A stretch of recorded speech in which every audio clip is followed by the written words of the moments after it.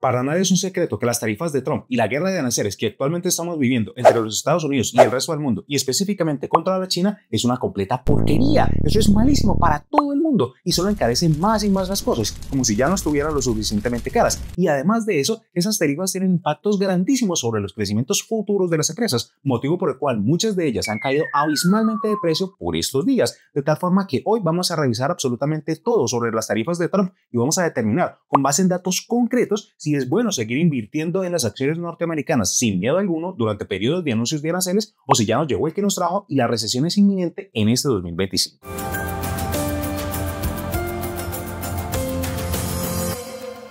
Listo, comencemos desde prekinder. ¿Qué son las tarifas? Pues son simplemente impuestos que colocan los gobiernos ante las importaciones con la finalidad de obtener más recursos para el Estado o para adoptar medidas proteccionistas que favorezcan la compra de productos nacionales fabricados localmente versus productos internacionales. Esa es la definición técnica, pues, pero en mi humilde e irrelevante opinión, las tarifas solo son impuestos, impuestos y más impuestos que en últimas es el pueblo el que termina pagando y de forma indefinida. Pero ya en estico hablamos de eso. Trump no es para nada nuevo en esto de las tarifas. En el 2018 ya tuvo sus pleitos con China por exactamente el mismo motivo, y es que él piensa que el déficit de la balanza comercial, que no es nada más que la diferencia entre las importaciones y las exportaciones de un país, en este caso de los Estados Unidos, pues es un detrimento, que es un mal para la economía estadounidense, que ha causado la pérdida de millones de trabajos y el fin de muchísimas fábricas industriales allá en ese país, y entonces que eso es una emergencia nacional que debe ser erradicada cuanto antes mediante esas tarifas, es decir, con esos impuestos. Y Trump ha llegado tan lejos, o se la fumó tan verde, que dice que los ingresos generados por las tarifas pueden llegar a eliminar el impuesto de renta federal para gente que gane menos de $150,000 allá en los Estados Unidos, o más aún, podría ayudar a eliminar el impuesto de renta por completo para todo el mundo en ese país, lo cual es absolutamente ridículo, como lo voy a probar en tan solo unos instantes. Pero por el momento, sepa que Trump no cogió a nadie por sorpresa con esas tarifas, o por lo menos no debería haber nadie sorprendido con eso, ya que no solamente en su anterior mandato, sino que también durante su candidatura para la presidencia actual de él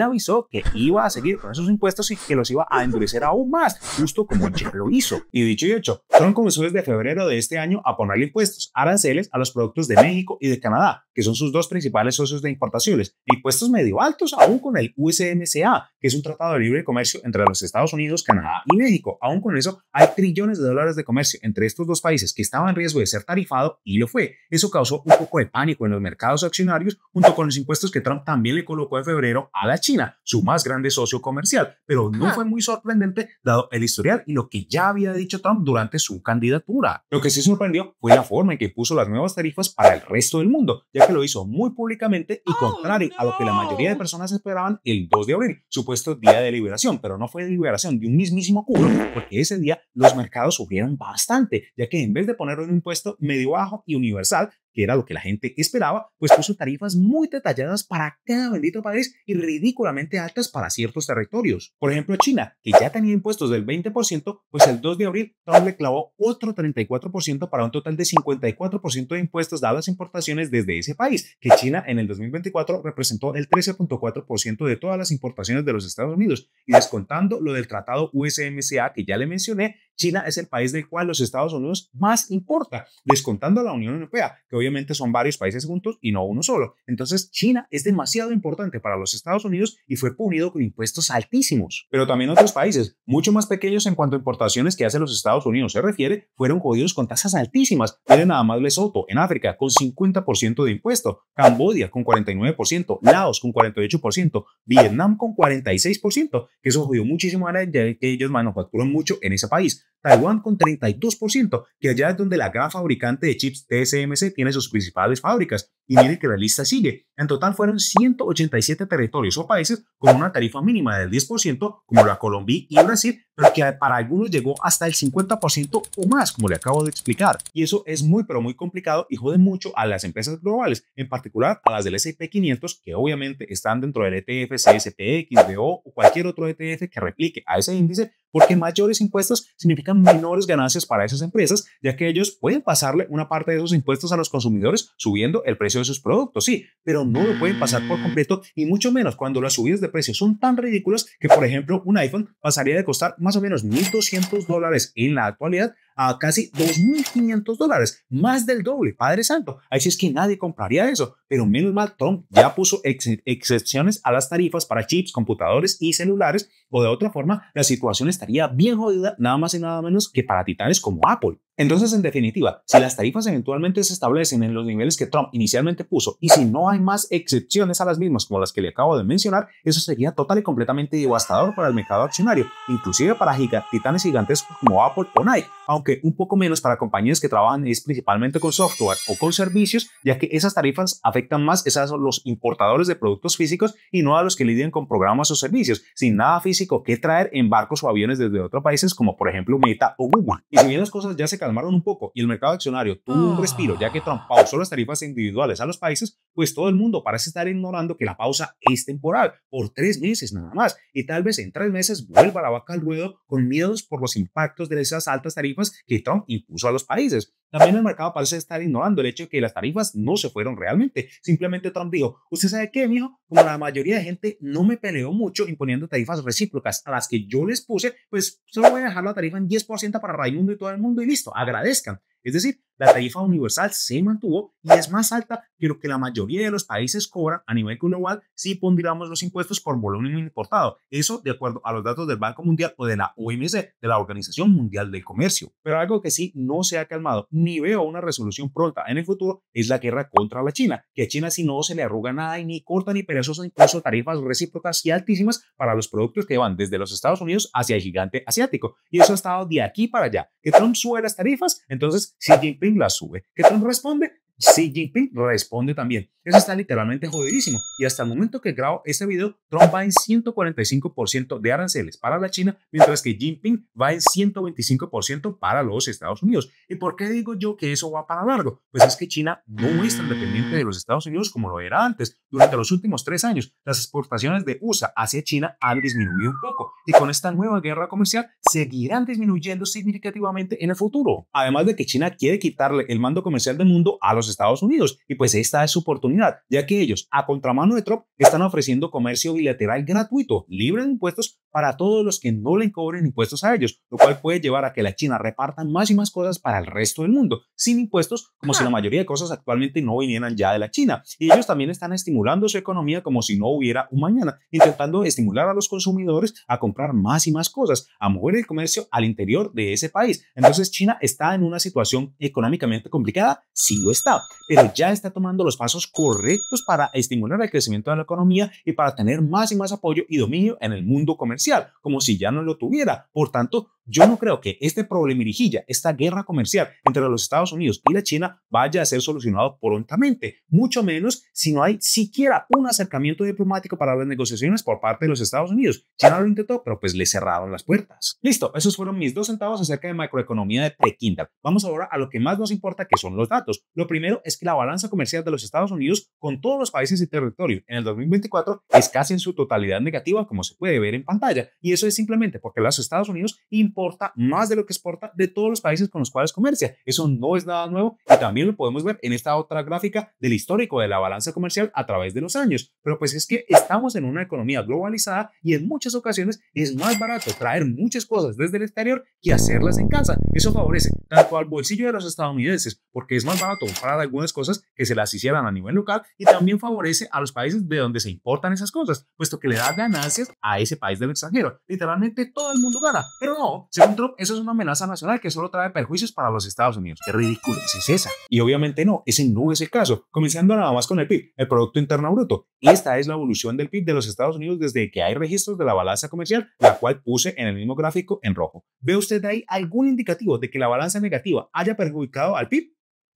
Ni en lo más mínimo. El PIB ha continuado subiendo vertiginosamente a pesar de que la balanza es cada vez más y más negativa. De hecho, la correlación entre estas dos cosas, entre el PIB y la balanza comercial, es de menos 0.95, fuertísima. Y si bien todos sabemos que correlación no significa causalidad, es innegable el hecho de que la balanza comercial de los Estados Unidos sea cada vez más y más negativa, no ha impedido ni en lo más mínimo el crecimiento del PIB de esta nación. Más aún, si calculamos la correlación entre el crecimiento anual del PIB y la balanza comercial, pues es bajísima, de 0.02, lo cual sugiere que el crecimiento del PIB poco o nada tiene que ver con la balanza comercial siendo negativa, de tal forma que por este lado tenemos dos argumentos bien claros en contra de las tarifas de Trump, puesto que el hecho de que los Estados Unidos importe más de lo que exporta no ha causado ni el más mínimo daño a la economía de dicho país, sino que simplemente lo ha acompañado o promovido, inclusive al permitirle a los Estados Unidos enfocarse en aquello en lo que ellos son súper fuertes y súper habitarios, inclusive, que es en los servicios. Ahora bien, no hay ni la más mínima duda de que hay trabajos, fábricas e industrias enteras que se han acabado en los Estados Unidos por el hecho de importar cosas desde el exterior, pero el número de empleos a nivel total, sin incluir granjeros y personal agrícola, ha incrementado significativamente a lo largo de los años, solo viéndose temporalmente reducidos durante recesiones como las del 2008 o la del 2020. De resto, el número de trabajadores sigue aumentando año tras año, además de que durante más de 20 años la tasa de desempleo ha sido baja, inferior al 4 o 5%, de nuevo, solo subiendo en tiempos de recesión, que pues, ¿qué se puede hacer en tiempos de recesión si todo se va a la gran mismísima mierda por un par de meses, Padre Santo? Pero de nuevo, tanto el número del empleado subiendo como la tasa de desempleo bajo control, mientras la balanza comercial se vuelve más y más negativa, son argumentos en contra de las tarifas proteccionistas, o mejor dicho, tarifas destruccionistas de Trump. Guarden esa palabra ahí que Nestico la patento en la Real Academia Española, pues, Padre Santo. Y aun si esas tarifas tuvieran una justificación real y efectiva, y muchas industrias y fábricas volvieran a los Estados Unidos como su principal locación de manufactura, ¿quién diablos trabajaría ya por 5 o 6 dólares la hora? ¿Quién? O peor aún, ¿qué maldita empresa sobre la faz de esta tierra va a pagar 20 o 30 dólares la hora para armar zapatos o armar celulares, por ejemplo, si internacionalmente solo tienen que pagar 5 dólares o menos, incluyendo el transporte y la logística hacia otros países? ¿Quién va a ser tan estúpido, Padre Santo? Nadie. Y en los Estados Unidos, la manufactura en general solo hace sentido con subsidios enormes por parte del gobierno para poder que las fábricas sean lucrativas, aún con los altos costos de la mano de obra versus los precios internacionales. Entonces, por eso es que Trump dice que las tarifas son buenas, que es que van a promover la construcción de fábricas y todo allá en los Estados Unidos, pero pues eso solo es posible si emplean todo lo que reúnen con esos impuestos a las importaciones y lo utilizan en subsidios para las empresas. De resto, no se puede. Y si todos los ingresos de esas tarifas se usan en subsidios para las empresas, ¿qué plata va a quedar para disminuir el impuesto de renta o para pagar la deuda nacional? Que los intereses de eso ya se están comiendo a los Estados Unidos y si no se ponen las pilas, no van a poder pagar eso nunca. ¿A dónde va a sobrar plata para eso? No queda nada, obviamente, absolutamente nada. De hecho, utilizando datos de las importaciones en 2024 y las tarifas anunciadas, podemos trabajar con dos distintos escenarios, comenzando con el más pesimista, en el que las tarifas en 3 meses vuelvan a ser altísimas e individuales para cada país, como inicialmente fueron anunciadas. ¿Cuánta plata podría ganar los Estados Unidos con todo eso? Pues como todo en esta bendita vida, depende. ¿Y de qué depende? Pues de qué tanto se vean afectadas las importaciones frente a esas tarifas y a los aumentos de precio que por ellas ocurran. Y trabajando con 3 porcentajes, que las tarifas causen caídas o disminuciones de las importaciones en 40% o 15% o 5% nada más, pues los ingresos generados van desde los 644 billones de dólares hasta $1 trillón. Y eso de forma recurrente porque las importaciones nunca paran. Entonces hay potencial de generar bastante plata, sí, pero es que eso no es suficiente ni para acabar con el impuesto de renta para la gente que gana hasta $150,000 allá en los Estados Unidos, ni para hacer siquiera un aporte significativo a la deuda de los Estados Unidos, ya que esa deuda está actualmente por encima de los 35 trillones de dólares y los intereses anuales nada más son del orden de 1.2 trillones de dólares. Entonces, un trillón se acerca, pero no alcanza a pagar los intereses siquiera. Y el panorama para hacer alguna de esas dos cosas se pone aún peor si consideramos el caso optimista en el que las tarifas solo se mantengan en un 10% uniforme para todo el mundo, ya que los ingresos generados con 10% de impuestos nada más, pues serían de entre 196 y 310 billones de dólares anuales recurrentes, lo cual sí no es ni un pelo de gato en comparación con los ingresos generados por el impuesto de renta ni frente a los intereses anuales causados por la deuda de los Estados Unidos. Entonces, ahí está más claro que el agua. Las tarifas no solamente son malas, ni tienen justificación alguna, no causan beneficios sino perjuicios, sino que ni se acercan a lograr algunas de las cosas para las cuales fueron impuestas, que es traer más empresas a los Estados Unidos y disminuir los impuestos de renta a personas naturales allá, ni tampoco sirven para disminuir la deuda total de ese país. Pero bueno, finalizamos analizando qué diablos tiene que ver todo esto con el mercado accionario. Y es que ya la dije que más impuestos significa menos ganancias y menos crecimiento futuro para las empresas. Y por eso es que ha habido tanta volatilidad recientemente en el mercado accionario, porque cualquier decisión o noticia reciente sobre las tarifas impacta directamente el valuation de las empresas, sea para bien o sea para mal. Pero comencemos primero con el balance. ¿Qué relación tiene el mercado accionario con la balanza comercial? Y pues muy pero muy similar al PIB, el mercado ha seguido creciendo aún a pesar de que la balanza comercial se ha puesto más y más negativa a medida que pasan los años, como se puede ver en el gráfico en pantalla. Y las correlaciones tanto del precio del SPY como de sus cambios o crecimientos anuales frente a la balanza comercial cuentan exactamente la historia que vimos con el PIB. Y es que el precio del SPY está fuertemente correlacionado con el déficit de la balanza comercial y que los crecimientos anuales del SPY poco o nada tienen que ver con esos susodichos déficits. Entonces, por ese lado, todo bien. Pero ¿y ahora qué pasa con el mercado accionario frente a ese temible futuro de los aranceles? Es decir, ¿cómo reaccionan las acciones o ETFs frente a los anuncios propiamente dichos de las tarifas o impuestos adicionales? Y en últimas, si hay caídas, ¿será que sí son buenas oportunidades de compra o no? Y pues para tener la respuesta a eso no tenemos que imaginar nada porque tenemos datos de qué ha pasado a nivel histórico con las acciones cuando se ponen tarifas. Y lo que hice fue compilar las fechas de los anuncios de aranceles por parte de Trump en su administración pasada entre el 2017 y el 2020 y analizar el comportamiento del ETF SPY, que es el que más datos históricos tiene, para ver cómo se ha comportado en el cortísimo plazo y para determinar de una vez por todas si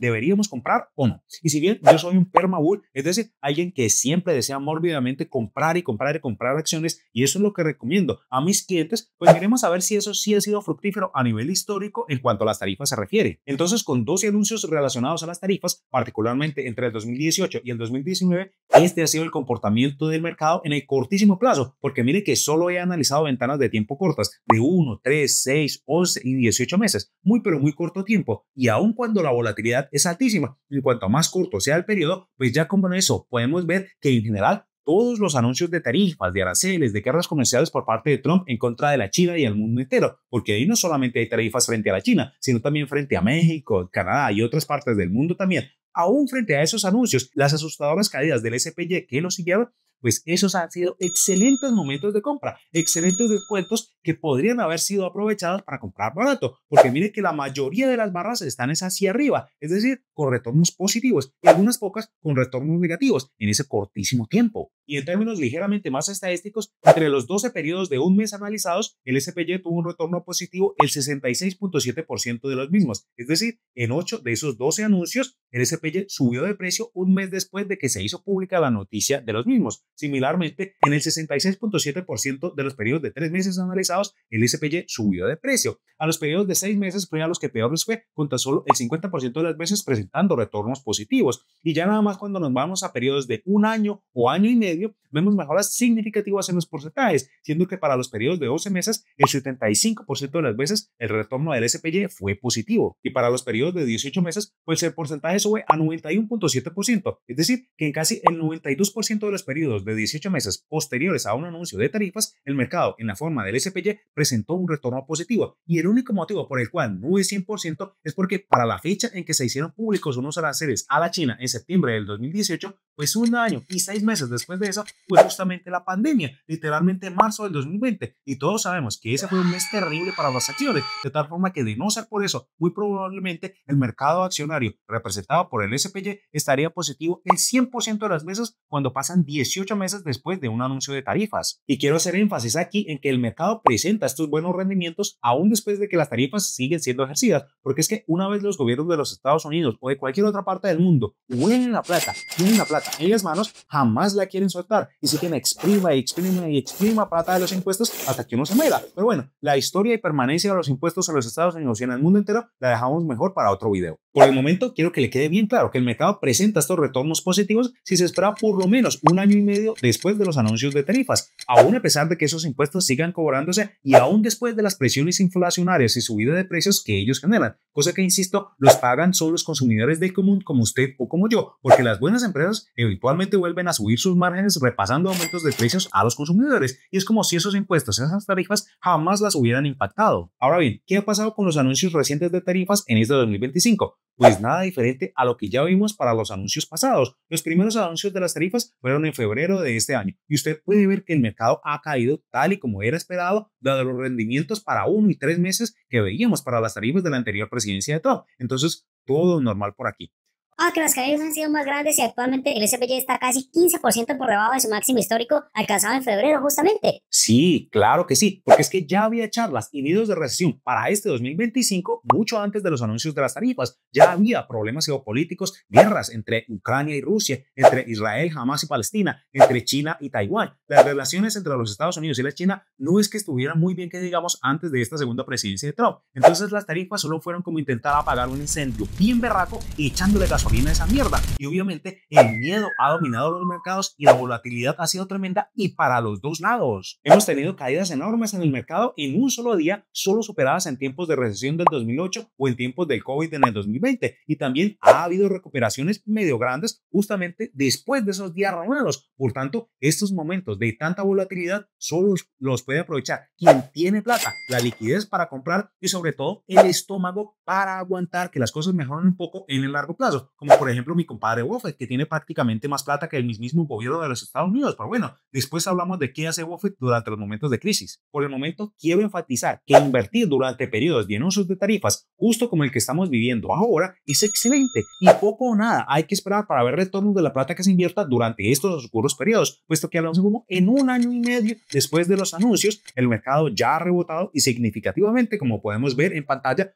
donde también le muestro el rendimiento medio del SPY en los diversos periodos después de los anuncios de tarifas, que no es para nada despreciable, especialmente cuando se tiene una paciencia mínima de año y medio, porque de resto los retornos sí son medio bajos o negativos, pero es que año y medio, 2 años pues para que quede más bonito, no es nada de tiempo para esperar. Recuerde que un largo plazo para mí son 20 años y pues año y medio no es ni el 10% de eso. Entonces en verdad se lo dije a mis clientes y le insisto a usted, estimado espectador o espectadora, si tienen las posibilidades, si puede invertir en el mercado accionario en estos periodos de tarifas y demás impuestos, invierta en el SPY, CSPX o cualquier otro ETF indexado al S&P 500, que esa plática se le va a multiplicar más temprano que tarde. No, pero es que con esa recesión que se viene en este 2025 para los Estados Unidos, yo prefiero invertir en los emergentes, Alejandro. No, paremos un momento. Yo estoy de acuerdo en que la recesión de los Estados Unidos es inminente, sí, pero nadie en este miserable mundo sabe si eso va a ser este año o no. Nadie sabe cuánto va a durar y nadie sabe qué tan grave va a ser. Lo único que yo sí sé es que históricamente las recesiones han durado entre 11 y 18 meses, lo que se llama recesión, pues, que tan solo es 2 trimestres seguidos de crecimiento negativo del PIB, porque las caídas del mercado pueden durar muchísimo más, años inclusive. Pero en todas las recesiones que han habido en la historia, el mercado de acciones, el S&P 500, se ha recuperado y ha dado muchas más ganancias que las pérdidas generadas durante las recesiones. Y sin importar cuánto tiempo haya permanecido abajo del mercado, pues esos han sido excelentísimos momentos para comprar y acumular más y más acciones, lo cual es relevante si uno no ahorra y no tiene plata para comprar acciones en un primer lugar. Pero en otro video hablamos de eso tan evidente. El hecho es que cada recesión históricamente ha sido una oportunidad